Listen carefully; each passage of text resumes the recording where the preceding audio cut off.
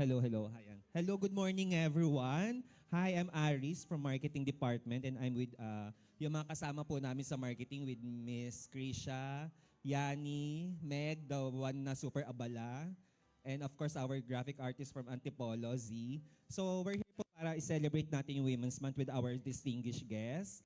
Pero konting announcement lang po, make sure po yung feedback form, itabi po natin. Then after po nung ng activity, bigyan niyo po kami ng magandang feedback. So mas ma-improve pa po namin yung activity namin.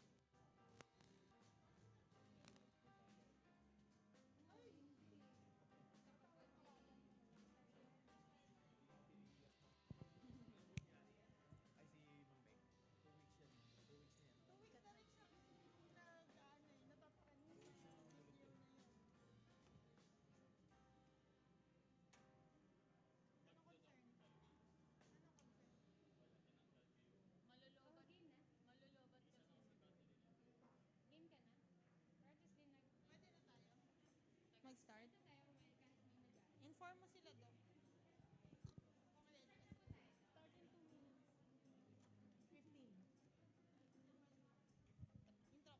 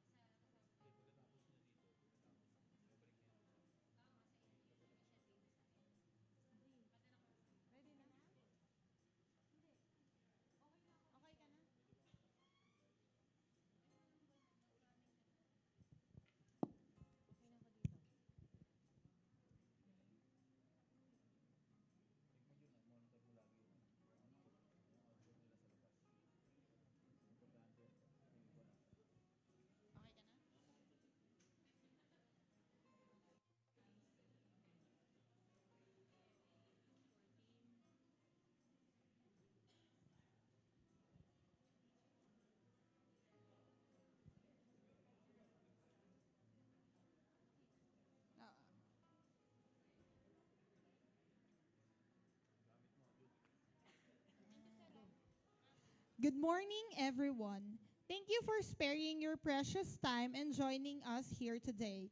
In celebration of National Women's Month, we are bringing together trusted medical experts to talk about important health topics that every woman should know. Through this special podcast conversation, we aim to empower women with reliable information, practical health advice, and meaningful insights straight from our specialists. As we begin, we would like to introduce our podcast moderator. She is a board certified dermatologist, an alumna of the University of Santo Tomas, where she earned her bachelor's degree in medical technology and her Doctor of Medicine degree graduating cum laude. She then pursued her dermatology residency at East Avenue Medical Center. She also had her fellowship training in Skin Health Institute and Peter MacCallum Cancer Center in Australia and Ramati Body Hospital in Thailand.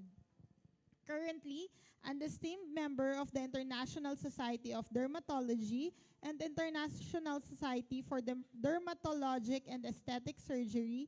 A round of applause for Dr. Iris Charmaine F. Omali Tamayo from Department of Dermatology. Thank you for that kind introduction, ma'am.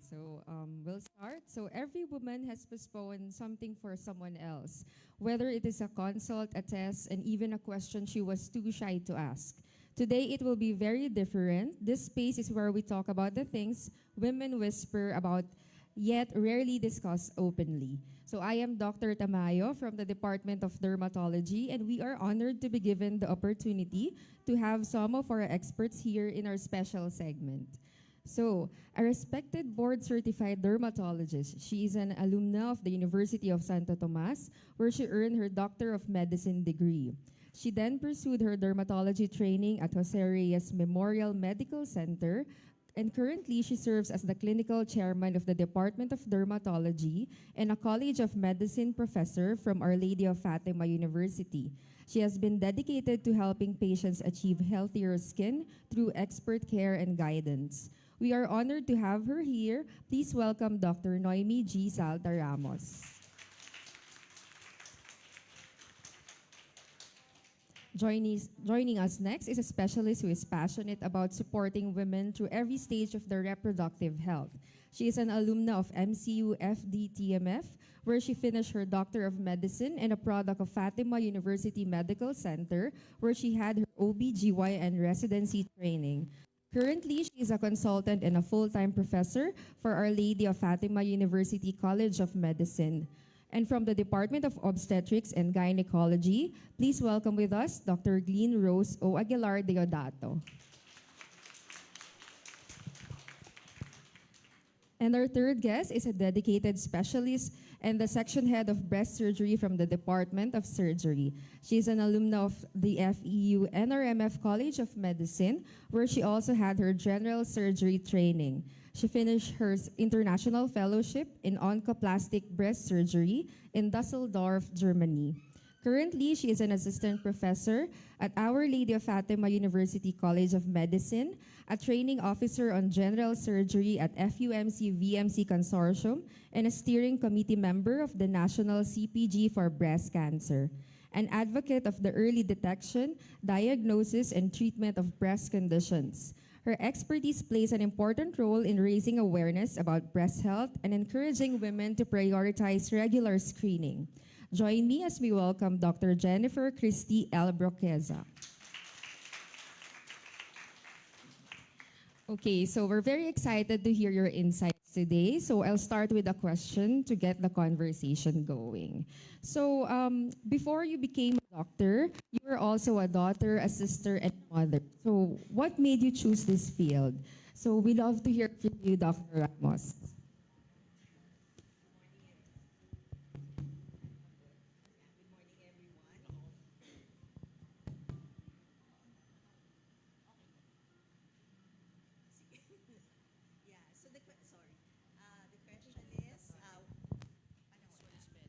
Okay, sige. Yeah, this one is good, no? Better. Okay. Sige, why did I choose dermatology? Ah, okay. Well, long before dermatology became very popular. I went into dermatology for the very simple reason that I myself struggled with acne when I was in med school. I had actually, I would say, an adult acne. So I saw at that time, I felt at that time how it can really affect a person's self-confidence and self-esteem. So that was the very personal reason. And then the other thing is my sister, who's also a doctor, she's an infectious disease specialist actually. She told me about, the dermatologist being, having a very good life-work balance.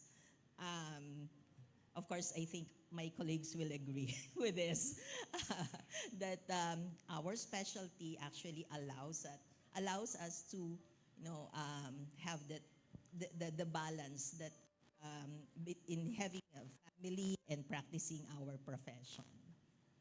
That's it. Thank you for sharing that, Doctora. So how was it for you naman po, Dr. Aguilar?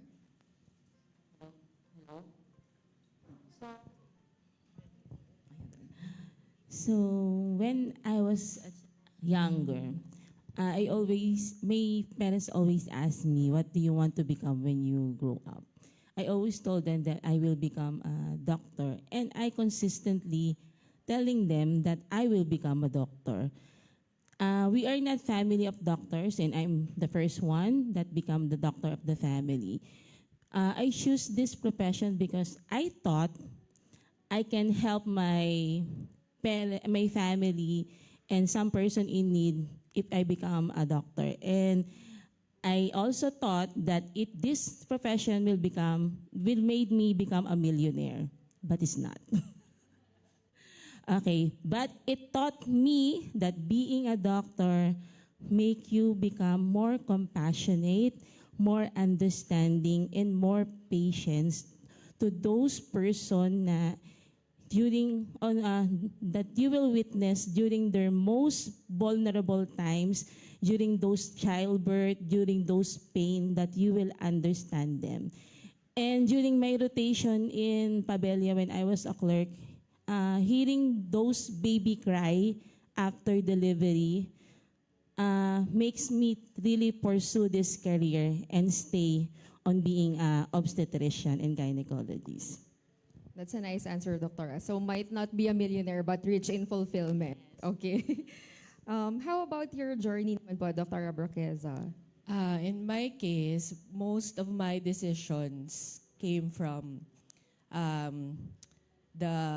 kasi I'm sort of a bookworm, and it's mostly academic based. I went into being a doctor because my highest grade in subject during my elementary and high school years was science. So that's actually the reason. We don't came from a medical family. I'm the only doctor in the family. And then the reason why I went to surgery was actually also because my highest score in the medical board exam, PLE exam, was surgery also. So that's mostly the reason behind it. But also, let me just tell you a little backstory that in FEU, where I took my general surgery residency program, they don't accept female residents at that time.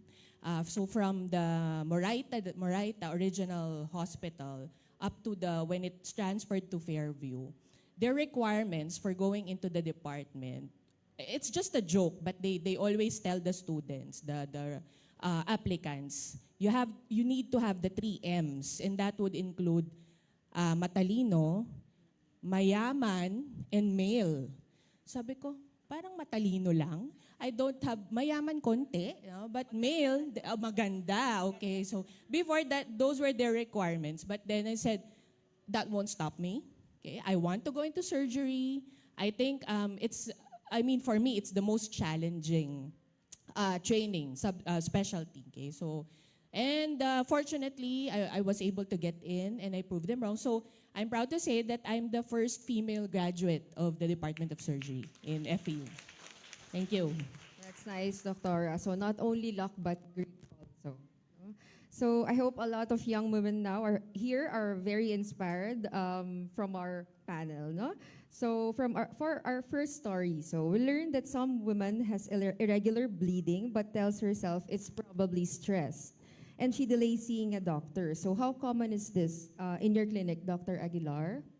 So irregular bleeding is one of the bread and butter of my practice nowadays because most of the clients or patients that came into my clinic are the most concerned are, Doc, hindi po ako nagre-regla. Or, Doc, ang haba na po ng regla ko. Or, Doc, pag nagko-contact po kami ng mister ko, meron pong pagdurugo. Kaya most of the time, common na common po yung vaginal bleeding. So, other than vaginal bleeding, what symptoms do women need to notice and that shouldn't be ignored? So first, if you have a 16-year-old child, sister, or niece, if that person doesn't have a menstruation on that age, it is a call for investigation why she still didn't menstruate. Okay? Yun yung first. Second, yung mga abnormal vaginal bleeding, that what I said earlier, kapag prolonged, absent, minimal, or even during after contact. Then, third, if you are developing some acne, weight gain, weight loss, or even excessive hair, yan.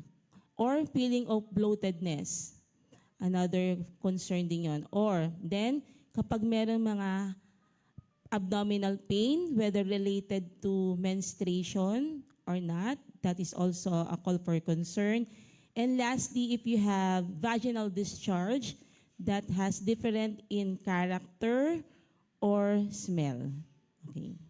Okay, so we will keep an eye on that for those red flags. So, I want your opinion on this. Why are so many women afraid of OB visits? Most of the women doesn't consult OB-GYN because of that's I think it is intimate. So they will expose themselves onto you. That's why they have second thought of going to an obstetrician. But and sometimes merong mga painful experiences kung sa mga painful examination or painful procedure, kaya ayaw na ulit nilang mag-consult. And sometimes din, ayaw din nilang makakuha ng bad consultation result. Oo, bad news, yun, bad news. Kaya ayaw din nilang mag-consult most of the time. Especially, the fear of bad news is, I think, kind of human nature. So yeah, we get it. We get our patients on that part, no? But they say prevention is better than cure. So what is one condition you wish women would detect earlier, especially with those symptoms mentioned? One of the top cancer in the Philippines nowadays for women is cervical cancer. So I think that is one of the conditions that I wish that most of the women now should be thinking of. And cervical cancer is usually asymptomatic at first. You cannot really recognize the signs and symptoms. Most of the time, it occurs when the symptoms is already there, is usually late stage. It can always be prevented by regular check-up and regular pap smear and HPV screening. Kaya I hope that most of the women here will consider regular gynae check-up to prevent cervical cancer. Okay, so there are still instances where the patients still postpone the checkup. So do you think what are the complications that may occur if the checkups are postponed? If we always think that X day na lang ako magpapacheck up, next month na lang, busy pa ako today Tapos, dugo na kayo ng dugo. So, if you always postpone your doctor checkup, it will make the condition even worse. It will make also the condition more difficult to treat. It will make also the disease costly on your part.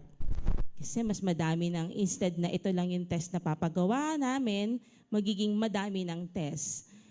And pag delaying consult also may lead you to a more bad news than good news. Okay? Thank you so much, Dr. Aguilar. So understanding our bodies and recognizing symptoms early can make a significant difference, that's for sure. Okay, so do you have any questions from the audience? Do we have any questions from the audience or in the Facebook Live? So we'll proceed to our next segment. So now let's talk about something that affects confidence deeply, which is our skin. So it's very personal to me as well. So we get to talk with someone, a woman in her early 30s, in corporate career, and she suddenly developed acne again. So it's a very common case in the clinics, no? So she feels embarrassed, even avoids photos. So what could be the reason? Can we hear from you, Dr. Ramos? Yeah, you're talking about adult acne, Yes, right? Doctora. Yeah. Okay. Now, of course, we all know by experience or by our, in our schools that acne would usually affect a person during the teenage years, and this is the more common scenario. But it is also not unusual to see people, and this is something that I have experienced personally, to have what we call the adult acne. And this is, occurring beyond the teenage years, 20s. No? Before, I used to believe that if I turn 20, there's no way that I can get acne anymore. But the thing is, beyond hormones, which would be the usual culprit during teenage years, no? I don't like talking about hormones kasi may OB eh. Anyway, just bear with me, Doctora, if I say anything not very correct. Okay.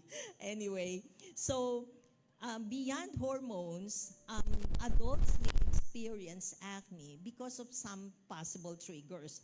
Stress being the most foremost, the most common. And then, of course, there's diet, high sugar, high carbs, and dairy products, And then, of course, cosmetics. Cosmetics can also trigger acne. And there's also, of course, certain medical conditions may be related to acne as well. So we also investigate that. There is also such thing as occupational related acne. So we also have to ask our patients regarding that. And what many people are not aware of is that certain medications, even supplements, can actually trigger acne. So those are the things that could possibly cause adult acne. Thank you, Doctora. That's an everyday inquiry in our clinics. So acne really is multifactorial, no? So how do hormones impact skin beyond teenage years? Ayan, hormones na naman. Dapat yata kay doktor. Okay. Well, hormones. When you say hormones, of course, we all know about estrogen, progesterone, androgen. Excuse me. But aside from those hormones, remember, there's also such thing as the stress hormone, which is the cortisol. Now, these hormones, especially the cortisol, is very pro-inflammatory. So it triggers inflammation. So it leads to disorders, not exclusive to the skin, of course. And my friends, the OB, our OB-GYN specialist, our surgeon here, would agree with me that stress is a very, the stress hormone particularly has a very important role in a lot of medical conditions. And the skin is, of course, one area that is very much affected by stress, by the hormones. Sorry. Yes, Doctor, I agree din po. So this is not just like a hygiene cost, no? So usually kasi that's the most common misconception na pag nagde-develop tayo ng acne, no, parang we're not in proper hygiene or we're not using the right product, but sometimes it's internal, no? So when does skincare stop being cosmetic and start being medical? Oh, yan.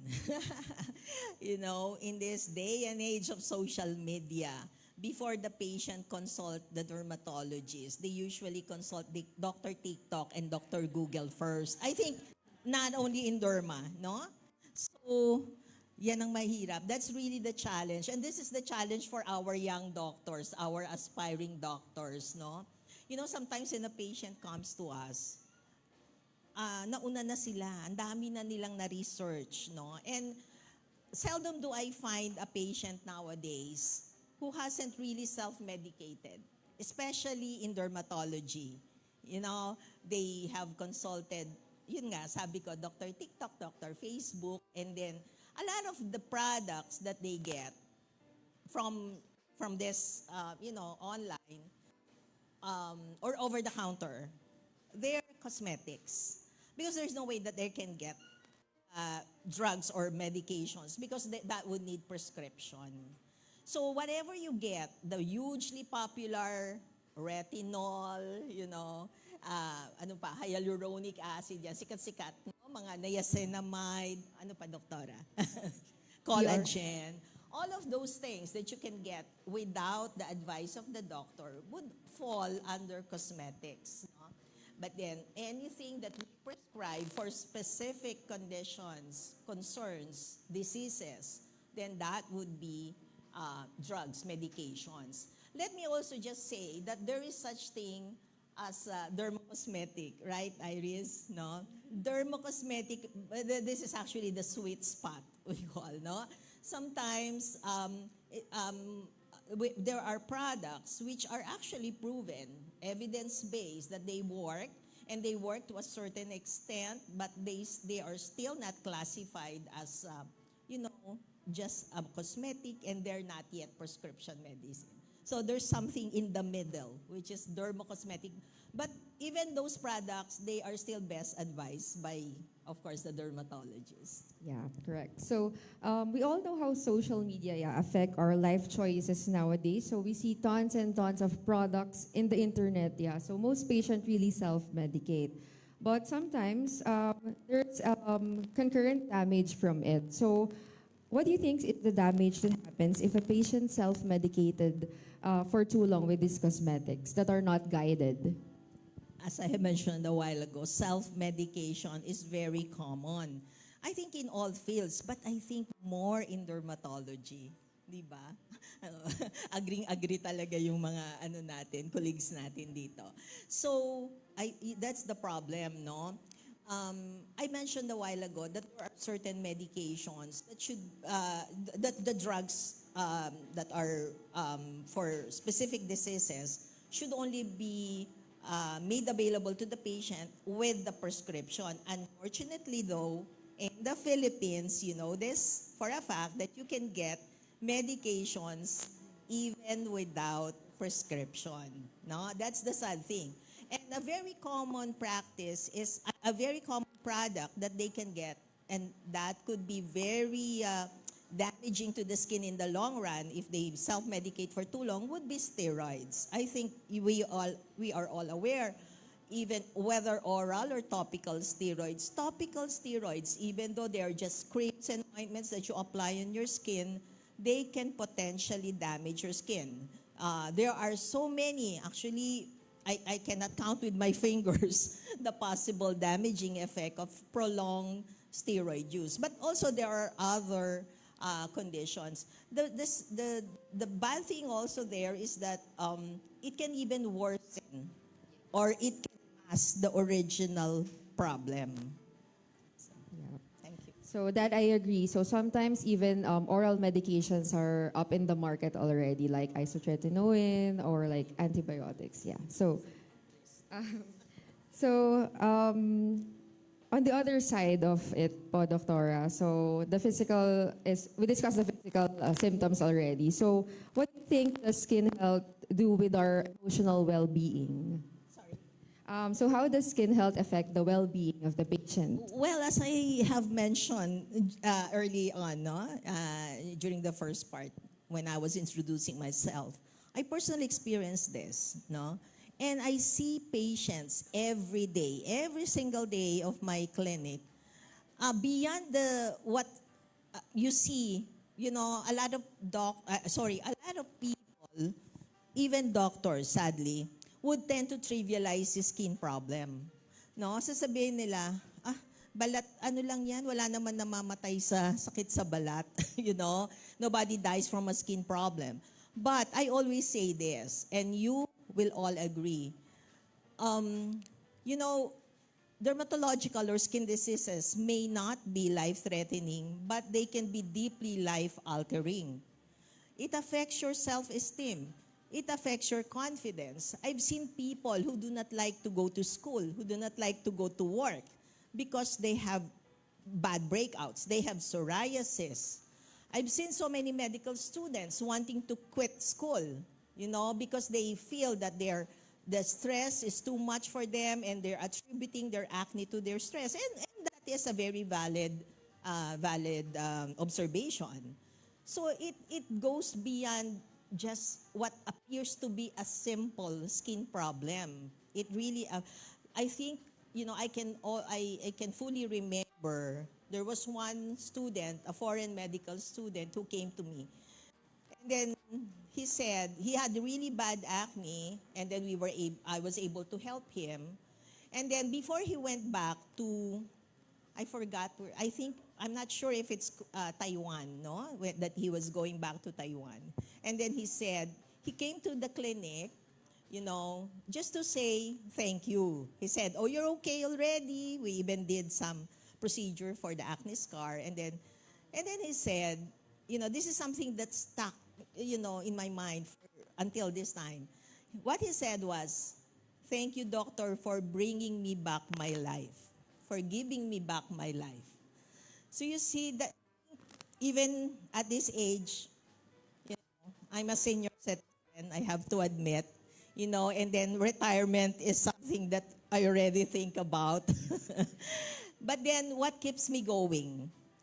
These people, my patients whom I have, I have helped to regain their, you know, their self-confidence and their lives. Who's watching right now. No, we're very grateful then to our patients also. No? So hard hit talaga ang confidence when it comes to skin kasi it's very evident. So you see it every day. So earlier we talked about skin has its seasons. So it's different if we're on our teens and then mid-adult and the like. So for sure, it's not unusual to see patients on her late 40s to 50s complaining of skin changes as well as bodily symptoms. So what are the usual concerns they consult about? So in derm standpoint po, Doctora, for the perimenopausal and menopausal age group po. I think perimenopausal or menopausal concerns would be shared by, you know, by all specialties. I think we'd like also to hear. Yes po, Doc.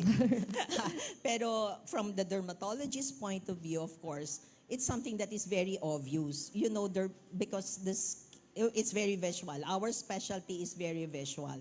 No, we see the changes. No, a person, you know, a woman who is approaching perimenopause can struggle with acne. That's the irony of it. You know, because of the hormones, you know, the lowering, the decreasing estrogen, and the predominance of the androgen, you know, that can trigger adult acne.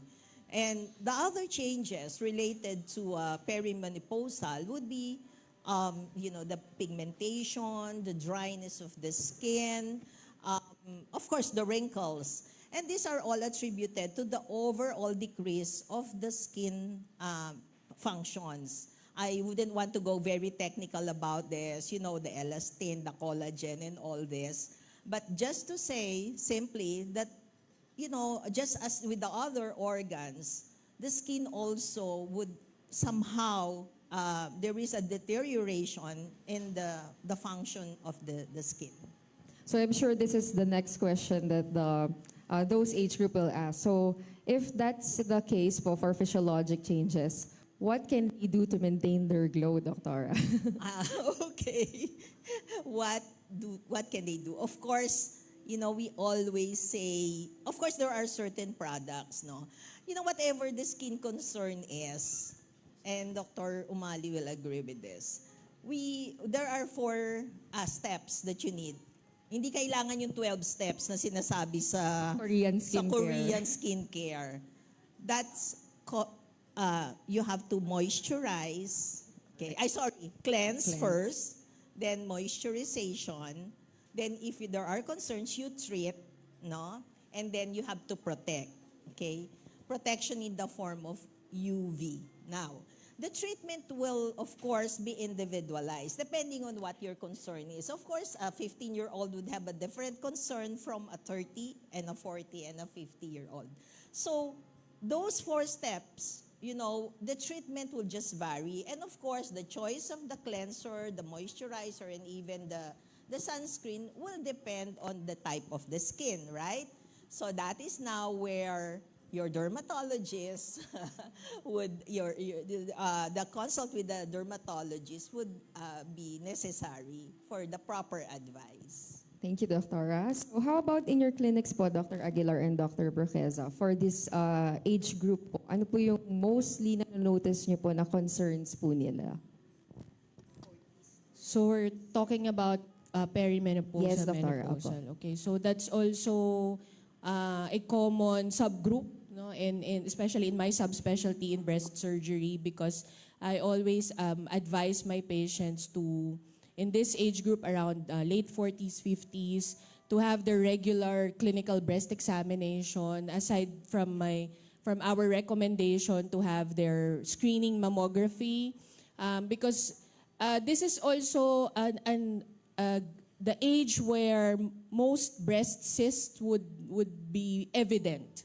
And I always assure them that these cysts, which are really only sub-centimeter nodules on the breast, sometimes they get a bit larger and they tend to be worrisome, no, for this subgroup of patients, kasi they think, oh, I'm in the age where cancer is high likely, there's a risk factor, and then I'm getting all these lumps suddenly. And take note, breast cysts, the most characteristic symptom of breast cysts is breast pain. And most patients would really associate breast pain with breast cancer, when in fact, it's the other way around. That's what I always tell them, that breast cancer is actually a painless breast mass. So if you're experiencing breast pain, especially on both breasts, then most probably those are cysts, which appear mostly on that age group, no? The late 40s, the 50s, the perimenopausal and menopausal group. Okay. Yes, and it's hormonal. No? It doesn't, there is absolutely no risk for malignancy. No? Those are just hormonal changes. Yeah, Doctor, I agree po. So how about po in the OBGYN clinics, Doctora? What do you usually notice naman po in these age groups po? So the usual complaint of these patients are mood swings. Mood swings. Mood swings. Mood swings, then difficulty in sleeping. They mostly have insomnia. Then another concern is vaginal dryness. Okay? So some of my patients have concern during their sexual intercourse. It's usually painful. So they're usually concerned when they go to my clinic. But for this concern, we have to give them some, if still the patient is in perimenopausal, we can opt to give them some medication that will help to elevate the insomnia, the dryness, the mood swings. But if already on the menopausal age, we can give them hormonal replacement therapy to help them relieve for the changes The that changes. they having. Yeah. Okay. So we are learning a lot talaga na even age does not matter. It matters pala in terms of hormones and its effect in our body, no? So, and well-being in general. So thanks again for that, doctor. So, and also thank you, Dr. Anoimi, for the skin health tips. Again, let me reiterate to always consult with your board-certified dermatologist. We're always available at the Skin Center, and we are very friendly. Okay? So, we will look at the other end of the spectrum, Doctora. So we talk about the late 40s and 50s. So I have a concern naman if there's a young girl, like young adult, with a lump on her breast. So of course, if you're young, you won't assume agad na it's cancer, no? So, but so she won't tell it to anyone, and then thinking that it will just go away. So why do you think fear silence so many women on this matter po? Okay, so I guess it's not really the fear of silence. That's why they don't go to the doctor or to a breast surgeon or a general surgeon. There are two misconceptions with that patient, no, the one that you just said. Number one, it's a young female. So it's a misconception that young females do not or doesn't have a risk for getting breast cancer. Unfortunately, statistics would tell us, and also from my personal experience, we've been getting patients who are younger and younger. Before, sabi, breast cancer, 50, 60, no? But now we have 30s. I think it was 2 years ago, I did a surgery for an 18-year-old patient, no, who has breast cancer. But those are still, it's uncommon, no? Rare pa rin naman to get breast cancer at that young age, but it's not impossible, no? So meron, even if you're a young female, if you felt that you have something, anything that changed in your breast, no, you should seek consult right away. And then the second misconception, like what I already mentioned a while ago, na they did feel something, may breast lump, pero it's not painful. That's why they just ignored it. And that's the common scenario. They always tell me, Doctor, I already noticed this lump 2 years ago, but then it's not painful, it doesn't hurt. So I did not go to you. I did not seek any medical attention. Now that it's getting big, and of course, there's already pain. When a mass is getting larger, kahit hindi naman sa breast yan, of course, there will be pain already. No? And tapos cancer pala. So now it's already in a higher stage instead of getting it sana on an early stage. No? So those are the two misconceptions that I always advise my patients and also talk about in lay forums. So, misconception could be really dangerous talaga. So, I think it's very important that this is raised. So, pain should not be the sole reason for breast mass consult. So, considering that we're talking about young age doctor that has breast cancer already, no? So, how about those patients who have a history of breast cancer in the family? How early should they get tested, or should they monitor it more frequently? Okay, let me just emphasize first those people who are average risk. Kasi mas marami pa rin naman. So, for average risk women, we advocate the annual screening by mammography. No? Even the society from the OB gynecologists, no, they advocate mammography screening. This should be done annually, starting at the age of 40.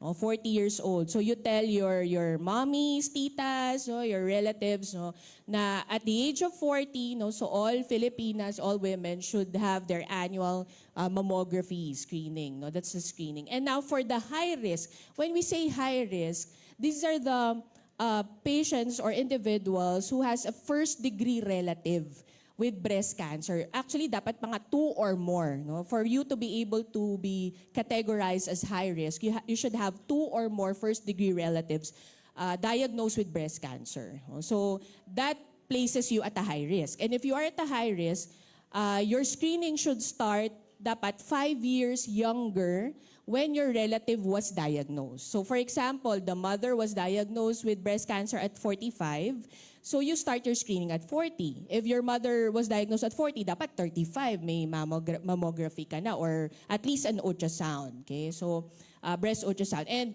let me also sort of emphasize and advertise and that Fatima University Valenzuela has both. No, we have very good breast ultrasound. We have a very new digital mammography. It has 3D capacity or capability. So we can get both na, the ultrasound and mammogram for those high-risk individuals. So I'm sure all of us know someone who has like history of breast cancer in the family or a relative that is already diagnosed. So don't hesitate to consult with Dr. Berqueza for that concern, no? So I think this is just a parang situational question, Doctora. So if a woman is watching right now and feels unsure, how would you encourage her on what she should do immediately if she's also in the same situation? Okay. I think the bottom line when it comes to breast and not only in breast cancer, but it's more of awareness. So self-awareness. Be aware of changes in your body because screening, the clinical examination, it can only do so much. What we really advocate would be self-breast exam. Okay, so all females who started menstruation up until they are in their 70s or in their elderly age group, we still advocate the self-breast examination. Okay, so and that should be done monthly. Okay, so you should for those who are still menstruating, we advocate I recommend you do your self-breast examination 7 to 10 days after your menstruation. And then for those who are already menopausal, ang joke ko lagi, kung ano yung favorite number mo, then you choose that. If your favorite number is 10, and then you do your self-breast exam every 10th of the month, no, for those who are already menopause. Kasi wala nang basis, no, for menstruation. No? So that's really something that I always tell them. So self-awareness, and also to reiterate, Doctora, na not to rely mostly on social media, because most patients always tell me, Doc, I've watched already YouTube. Sabi, pag wala naman daw mapula, okay pa. Pag wala naman daw nakakapa sa kilikili, pwede pa yan. Things like that. Okay? So please, do not rely on just social media. And we are here, your friendly neighborhood doctors to help you out. Yes, thank you, Doctora. So anyway, women naman are very problem solver energy naman tayo. So we need to be brave in all types of situations like this, no? So facing our fears, breaking misconceptions. Anyway, that's how empowered women are built, no? So thank you so much for your answers, Dr. Berqueza. I hope today's conversation encourages more women to listen to their bodies and put their self and health first, no? So do we have any other questions from the audience or from our Facebook Live?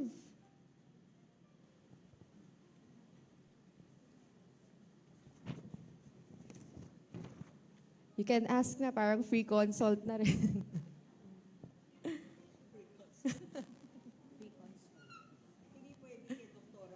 Ay, hindi pwede pala.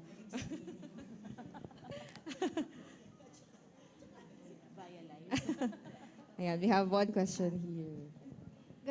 Good morning po. Ang Good ask ko morning. po regarding po sa BSE, what if po yung woman po is irregular menstruation po siya? Paano mo po masasabi po na pwede kang mag-BSE po?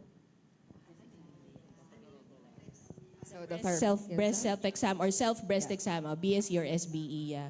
Yeah, but it's a bit difficult if you have irregular menstruation.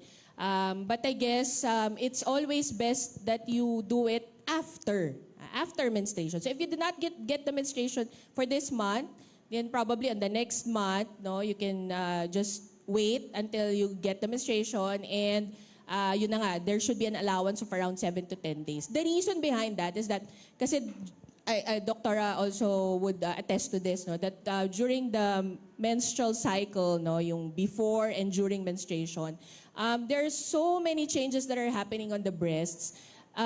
Most likely, you will feel lumps, there will be breast pain, there will be so much concern, so much going on, na when you do your self-breast exam, medyo parang, parang may nakapa ako. So then you'll get worried, you'll get frustrated, no? Then you'll think it's already breast cancer, things like that. When in fact, those are just physiologic changes. So they're hormonal, they will go away. Kaya nga, it's really best that you wait, no, until the menstruation finishes, you give an allowance, and that's the time you do your palpation, because if ever you palpated something there, most likely that's the one that's significant. No? And all the others are really not that of something to worry about. Thank you. Thank you. Is your question answered po? Okay. Any other questions from the floor? So, Doctor, may question. Ako. No, actually, Doktora, I think many women have this notion or impression that mammography is painful. A lot of women would avoid mammography kasi daw masakit, no? But then I'm really an advocate of screening, regular annual screening. That's just to share a very personal matter with you. A few years, about 10 years ago, while being screened, I was detected to have a very early stage. But I'm totally asymptomatic. I'm doing self-examination. So there are things that can really skip your hands. Of course, we advocate that. But it was also during the screening that I detected, it was detected, you know. So the idea there is there's really value to undergoing a regular mammography and ultrasound, no? But Doctora, since you mentioned about digital, how different it is if you can at least encourage more women to undergo. Is it really less painful compared to the traditional mammography that we used to have? Thank you, Doctora, for that wonderful question. Parang pageant lang. But I so much appreciate you bringing out that matter, because that's also a very common concern, no? The pain of mammography, because the breast will undergo compression, and we cannot do away with that. Even our newest machines right now, we still have to do the compression. But then again, because if it's now digital, it is true, Doctora, that it is less painful. No? Meron pa rin. So there is still discomfort.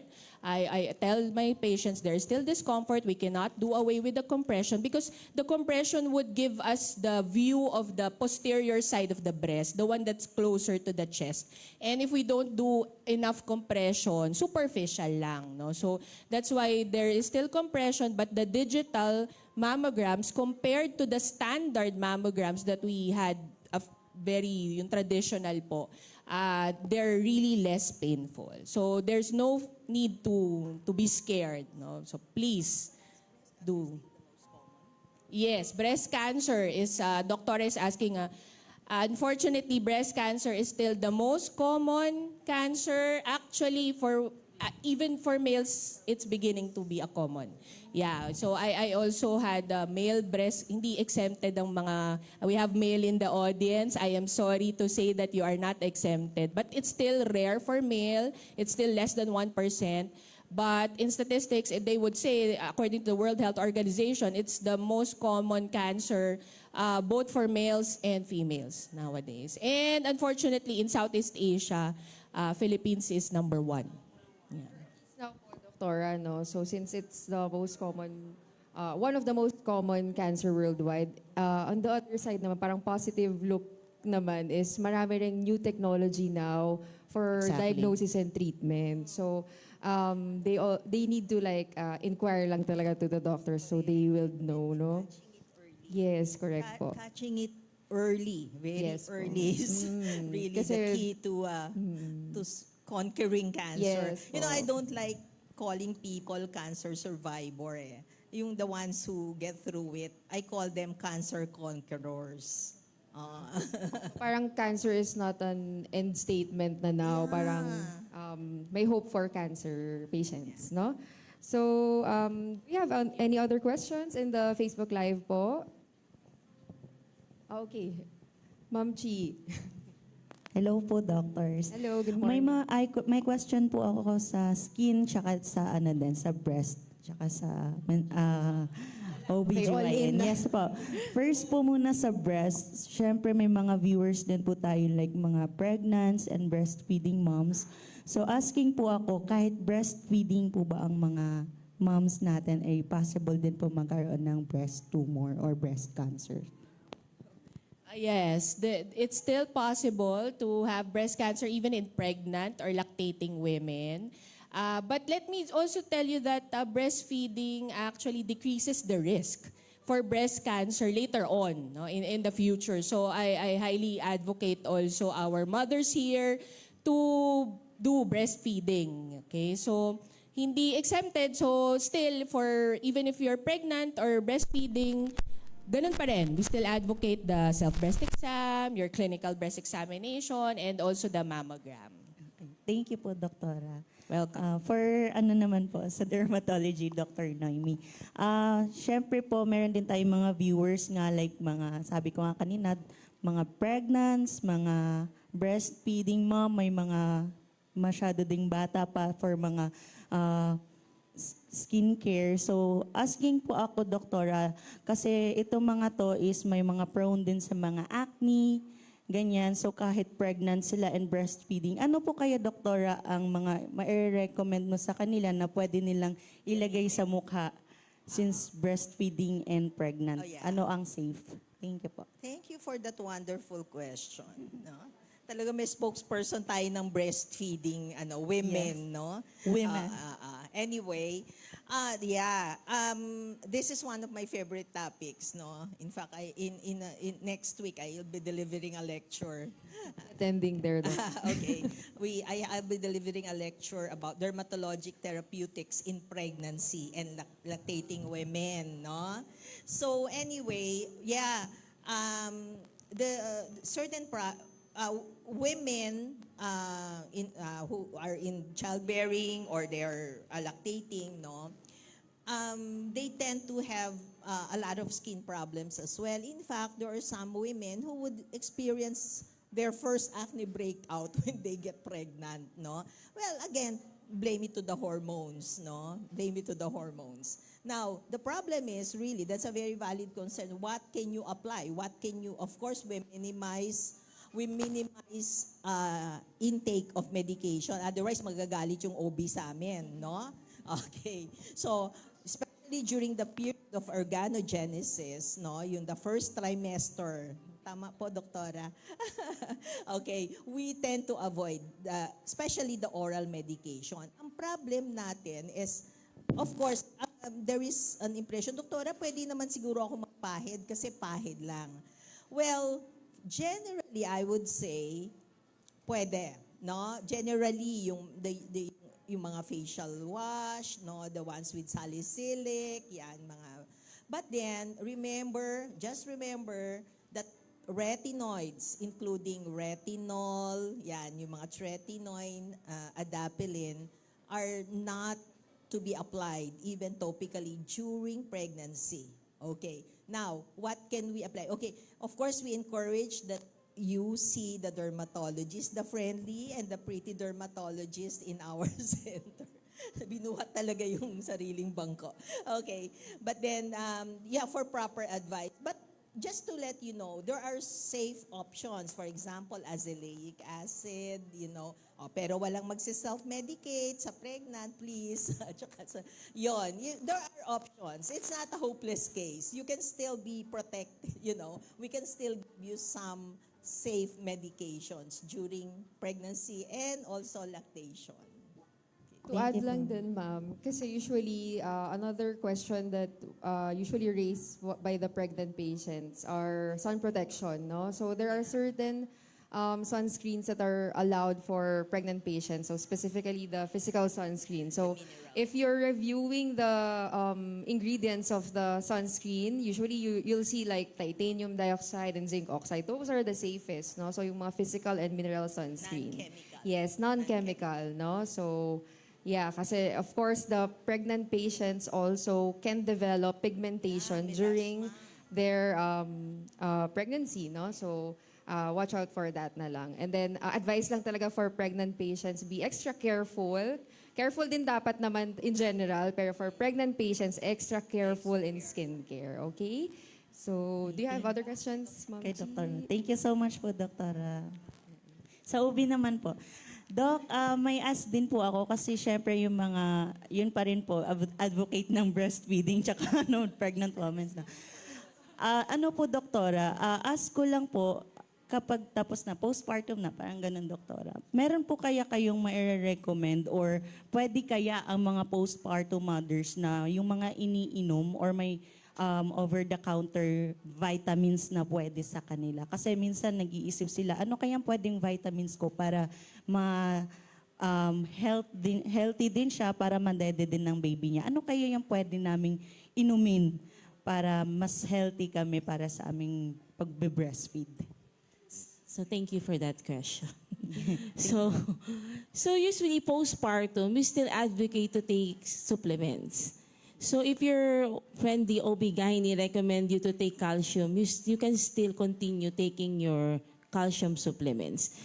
And also, if they give you malunggay supplement, the moringa, it doesn't only help promoting lactation, breastfeeding. Lactation, it's also help to promote skin rejuvenation. So you can still take your malunggay capsule even postpartum.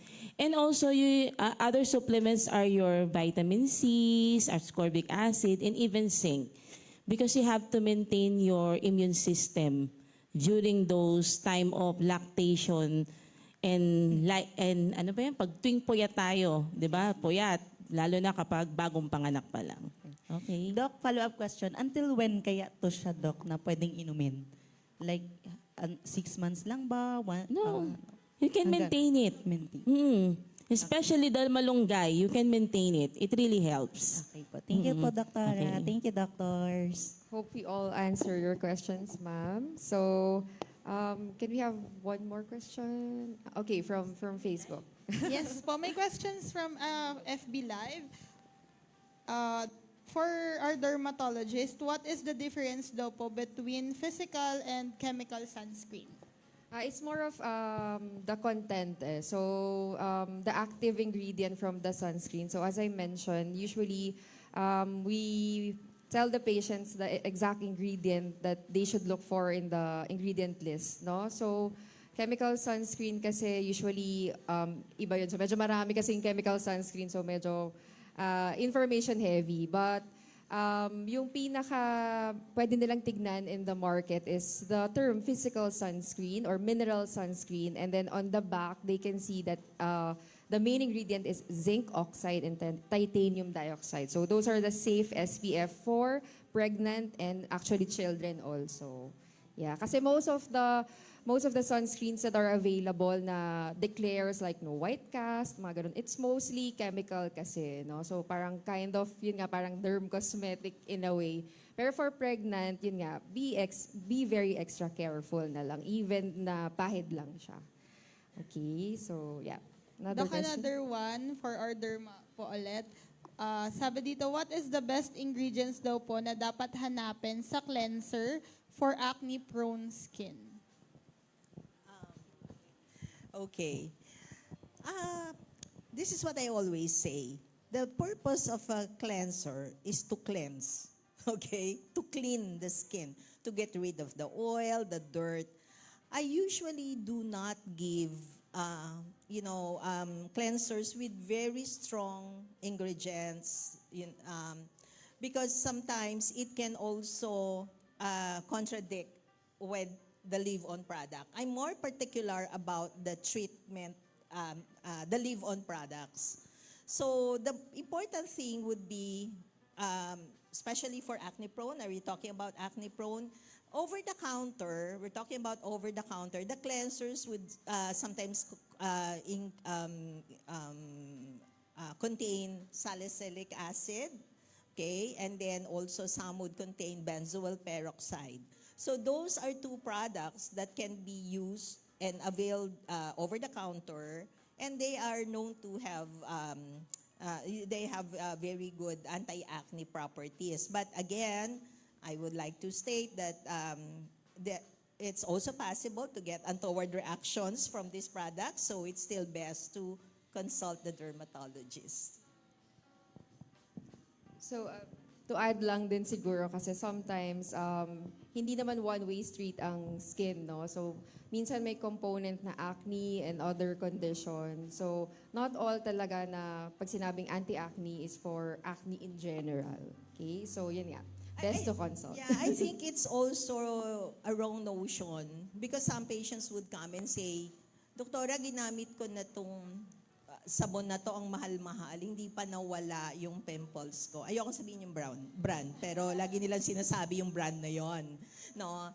Of course, I will tell them, okay, that's kasi a cleanser and that is supposed to be a cleanser for sensitive skin. So, it doesn't mean that if you acne equals sensitive skin and vice versa. So, do not parang manage your expectations when it comes to soap. That is just the start of the treatment process, the cleanser. So do not expect that your cleanser or your facial wash would also serve as the treatment for your concern, whether it's acne or pigmentation. Thank you po. Thank you, ma'am. So, any other questions? Okay, so as we part ways, I would like to ask a final question, a very Miss Universe and very artista question. If you could speak to your younger self about health, what would be something you would say or remind her? So, Dr. Broqueza, floor is yours. Sige, I'll go first. Yes, my younger self, it's more of the skincare. It's more of the skincare. I really learned a lot from this conversation. And that's also one of my, not so much for the breast, because I mean, we all know that cancer talaga naman, it's really more for the adults. And so for my younger self, and I guess the children, the teens nowadays, I think that they are actually lucky because they are yun naman yung good side of the social media, because they are aware now of how to take care of the skin. I have an 8-year-old daughter and she already has a skincare. Okay? Meron regimen. She already has a regimen of her own and she knows how to take care of her skin. She knows how to protect her skin from the sun, which I really don't know before. And that's why I think that's my realization now. And for my younger self, and probably I should have taken care of my skin better before. You did well. Thank you very much. Thank you, Doctora. So let's hear from Dr. Aguilar. So, what will I tell my younger self? Yes, Doc, kahit di po ako yumaman. So, I will tell my younger self that you did well. Okay, you did well. You really did well. From thinking about to become rich, you really build yourself into something that is more functional, more influenceable, or more, tawag dito? Stable. Okay? And I will tell my younger self that I really did help most of the women, especially during their childbirth. And I also help most of those women that needs comforting comforting lines, yung mga pupunta lang sa akin na pasyente na gusto lang makipagkwentuhan. So especially yung mga menopausal women, yan, marami po akong pasyenteng ganun, pumupunta lang sa akin para po makipagkwentuhan. So I will tell my younger self that I'm proud of who you become. Yun lang po. It's Thank what you. we do for other people that matters naman po. So lastly, Doctora, your thoughts on this? Oo, I'm the oldest here, kaya parang ang dami kong gustong sabihin sa batang Maraming Noemi. learnings. ako yung senior dito. Oo. Well, anyway, yeah. Well, just like what Doctora said, no? I think kung looking back, no, I would have probably told myself, no, na you may have some concerns, issues about your physical well-being, physical appearance, but that never defines a person. Sabi nga natin ngayon, we put so much emphasis on the appearance, no, and the appearance of the person. But really, no, it is very important, the sabi nga, the inner beauty, pang Miss Universe, no. So, just be kind to yourself also, especially the young people. Be kind to yourself. And also, it sounds like a cliche, pero healthy lifestyle for all your concerns, it will really matter when you're older na, no? So, we should all be advocates of healthy lifestyle. Sa bagay, guilty pa rin naman ako hanggang ngayon, no? Yung mga food that we eat, yan. Pero as much as possible, try. Of course, exercise, di ba, Doktora? Just to, of course, improve the overall health, no? Actually, this was asked to me because I think I'm featured as the doctor of the week. Sabing ganon. What is the best anti-aging advice, no? Ito yung sinasabi ko. Madalas naririnig nyo to, wear your sunscreen because the UV will actually promote more aging, more wrinkles, no? It causes more aging. So, during my time, matagal na yon, we never heard of sunscreen. I think I started using sunscreen when I was a resident, no? I was already in my late 20s at that time, mga 20s, no? So, yeah, I totally agree with that. Sunscreen would be very important, no?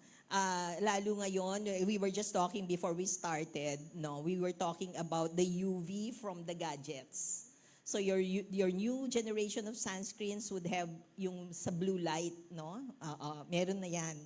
Whether it's a marketing thing, I don't know. But there are newer generation of sunscreens which would have blue light protection, meaning the protection from your gadgets, which you hold practically 24/7, no, with you. So, my best advice for anti-aging, wear the sunscreen, but more than that, wear your smile every day. Yun. Very inspiring, Doktora. Sabi nga sa Grey's Anatomy, there's no mocking in derm, only love and light. Oh, di ba? Miss Universe talaga. So, indeed, today's conversation is empowering because every woman deserves to know and deserves to act. So, our health is not an inconvenience. Rather, it is a responsibility to ourselves. So, thank you so much to our experts and viewers who join us, and have a good day.